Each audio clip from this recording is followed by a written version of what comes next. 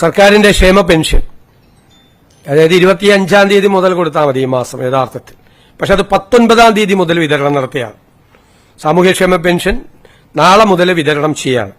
അതിനായിട്ടുള്ള 1105 കോടി രൂപ അനുവദിച്ചു. ഓണം ആയതുകൊണ്ടാണ് അടുത്ത മാസത്തേക്ക് കിട്ടേണ്ട പെൻഷൻ 19-ാം തീയതി തൊട്ട് കൊടുത്തു തുടങ്ങുന്നത്.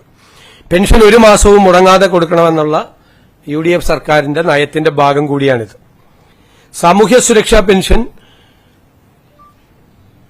59,472 ഗുണഭോക്താക്കൾക്കായിട്ട് സംസ്ഥാന വിഹിതമായി 951 കോടി 40 ലക്ഷം അനുവദിച്ചു. ഗുണഭോക്താക്കള് 59,472. സ്റ്റേറ്റ് ഷെയറാണ് 951 കോടി 40 ലക്ഷം അനുവദിച്ചത്. ക്ഷേമനിധി ബോർഡുകളുടെ പെൻഷൻ സർക്കാരിന്റെ ധനസഹായത്തോടുകൂടി പെൻഷൻ നൽകുന്ന 16 ബോർഡുകളിലെ 6.59 ലക്ഷം ഗുണഭോക്താക്കൾക്കായി 130 കോടി 32 ലക്ഷം അനുവദിച്ചു. ഇനി ദേശീയ സാമൂഹ്യ സഹായ പദ്ധതി വാർദ്ധക്യ, ഭിന്നശേഷി, വിധവ പെൻഷനുകളിലെ 8,46,456 പേർക്കുള്ള വിഹിതം കേന്ദ്ര സംസ്ഥാന വിഹിതമായിട്ടുള്ള 24.76 കോടി രൂപ അനുവദിച്ചു. ഓഗസ്റ്റ് 19 മുതൽ വിതരണം ആരംഭിച്ച് അതിന്റെ നടപടിക്രമങ്ങൾ പൂർത്തിയാക്കും. സർക്കാർ ജീവനക്കാരുടെയും പെൻഷൻകാരുടെയും ആനുകൂല്യങ്ങളും ബോണസും പ്രഖ്യാപിച്ചു. 630 കോടി 5 ലക്ഷം രൂപയാണ്. അംഗൻവാടി പെൻഷൻകാരുടെ കുടിശ്ശിക നേരത്തെ ഒരു 10 കോടി രൂപ അനുവദിച്ചിട്ടുണ്ടായിരുന്നു. 24 കോടി രൂപ കൂടി അനുവദിച്ചു.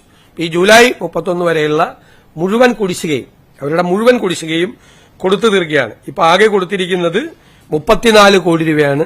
അംഗൻവാടി പെൻഷൻകാരുടെ പെൻഷൻ കുടിശ്ശിക ഉണ്ടായിരുന്നത് വലിയ ഡിമാൻഡായിരുന്നു.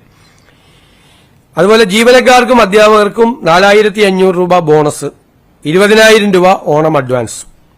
ബോണസിന് അർഹതയില്ലാത്തവർക്ക് 3,000 രൂപ ഉത്സവ ഭത്ത.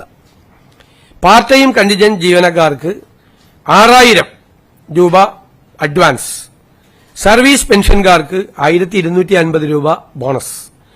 ആശാ അംഗൻവാടി പ്രവർത്തകർക്ക് 1,450 രൂപ ഉത്സവ ഭത്ത.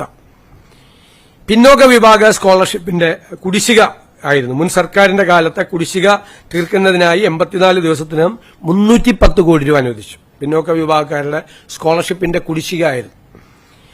ആരോഗ്യമേഖലയിൽ കാസ്പ്, ആരോഗ്യകിരണം പദ്ധതികളിലെ അടിയന്തര ബാധ്യതകൾ തീർക്കാൻ 200 കോടി രൂപ അനുവദിച്ചു. ഇതിനേക്കാൾ കൂടുതൽ ബാധ്യതയുണ്ട്. പക്ഷെ അടിയന്തരമായിട്ടുള്ള ബാധ്യതകൾ തീർക്കാൻ 200 കോടി രൂപ അനുവദിച്ചു. സപ്ലൈകോ വഴി നെല്ല് സംഭരിച്ചതിന്റെ 2026 ജൂലൈ 31 വരെയുള്ള PRS കുടിശ്ശിക തീർപ്പാക്കാൻ 150 കോടി രൂപ അനുവദിച്ചു. നെല്ല് സംഭരണ കുടിശ്ശിക ഓണത്തിനു മുമ്പ് നൽകി തീർക്കുക എന്നതായിരുന്നു ഗവൺമെന്റിന്റെ ലക്ഷ്യം. ജൂലൈ 31 വരെയുള്ള PRS കുടിശ്ശിക അതിന്റെ കണക്ക് നമ്മുടെ കയ്യിലുള്ള അത് മുഴുവൻ നമ്മൾ കൊടുത്തു തീർത്തു. സപ്ലൈകോയ്ക്ക് 53 കോടി രൂപ സബ്സിഡി കാര്യങ്ങൾക്ക് ഓണവിപണി സജീവമാക്കുന്നതിനും 53 കോടി രൂപ മുൻകൂറായിട്ട് അനുവദിച്ചു. കൺസ്യൂമർ ഫെഡിന് ഓണം വിപണി ഇടപെടൽ സജീവമാക്കുന്നതിന് വേണ്ടി അവരാവശ്യപ്പെട്ട 25 കോടി രൂപ അനുവദിച്ചു. ഇനി തൊഴിലുറപ്പ് തൊഴിലാളികൾക്കുള്ള ഓണം ഭത്ത 100 തൊഴിൽ ദിനങ്ങൾ പൂർത്തിയാക്കിയ 3.68 ലക്ഷം കുടുംബങ്ങൾക്ക് 1,200 രൂപ വീതം നൽകാൻ 44.24 കോടി. അയ്യങ്കാളി നഗര തൊഴിലുറപ്പ് 100 ദിനങ്ങൾ പൂർത്തിയാക്കിയ 7,080 തൊഴിലാളികൾക്ക് 1,200 രൂപ നൽകാൻ 85 ലക്ഷം രൂപ. ഇങ്ങനെ 45 കോടി 9 ലക്ഷം രൂപ തൊഴിലുറപ്പ് തൊഴിലാളികൾക്ക് കൊടുത്തിട്ടുണ്ട്. സ്കൂൾ പാചക തൊഴിലാളികളുടെ വേതനം നമ്മൾ ഗവൺമെന്റ് വന്ന ഉടനെ 1,000 രൂപ വർദ്ധിപ്പിച്ചിട്ടുണ്ടായിരുന്നു. ആ വർദ്ധിപ്പിച്ച 1,000 രൂപ ഉൾപ്പെടെ അവരുടെ അക്കൌണ്ടുകളിലേക്ക് നേരിട്ടെത്തിക്കാൻ 44 കോടി രൂപ അനുവദിച്ചു. ലോട്ടറി ഏജന്റുമാരുടെയും വിൽപ്പനക്കാരുടെയും ക്ഷേമം അതിന് 26 കോടി 47 ലക്ഷം രൂപ അനുവദിച്ചു. അവരുടെ ബോണസ് 1,000 രൂപയാക്കി ഉയർത്തി. ഉത്സവ ബോണസ് സജീവ ഏജന്റുമാർക്ക് 8,500 പെൻഷൻകാർക്ക് 3,750 രൂപയും ലഭിക്കും. എൻഡോസൾഫാൻ ദുരിതബാധിതരുടെ സ്നേഹസാന്ത്വനം പദ്ധതിയിൽ അവരുടെ ധനസഹായവും പുനരധിവാസവുമായി ബന്ധപ്പെട്ട് 5,208 നിലവിലുള്ള ഗുണഭോക്താക്കൾക്കും പുതിയതായി ഉൾപ്പെടുത്തിയ 1,000 പേർക്കും സാമ്പത്തിക സഹായം, കെയർ ഗിവേഴ്സിനുള്ള ബത്ത, കുട്ടികളുടെ വിദ്യാഭ്യാസം, 10 MCRCകളുടെ നവീകരണം എന്നിവയ്ക്കായി 14 കോടി 40 ലക്ഷം രൂപ വകയിരുത്തി. പട്ടികവർഗ വിഭാഗക്കാർക്ക് ഓണക്കോടി അതിന് വേണ്ടിയിട്ട് 60 വയസ്സിന് മുകളിലുള്ള 52,826 പട്ടികവർഗക്കാർക്ക് ഒരാൾക്ക് 1,000 രൂപ നിരക്കിൽ ഓണക്കോടി വിതരണം നടത്തും. അതിന് 5.28 കോടി അവതരിപ്പിച്ചു. വയനാട് ഞാൻ നേരത്തെ പറഞ്ഞതാണ്, പുനരധിവാസവുമായി ബന്ധപ്പെട്ട് 2 ലക്ഷം രൂപ അനുവദിച്ചെന്ന് പറഞ്ഞ ഓരോരുത്തർക്കും. സ്പോർട്സ് കൌൺസിലിലെ കരാർ ജീവനക്കാരുടെ ശമ്പള കുടിശ്ശിക അത് ഏപ്രിൽ, മെയ്, ജൂൺ മാസങ്ങളിലെ വേതനം നൽകുന്നതിനായി 1.5 കോടി രൂപ അനുവദിച്ചു.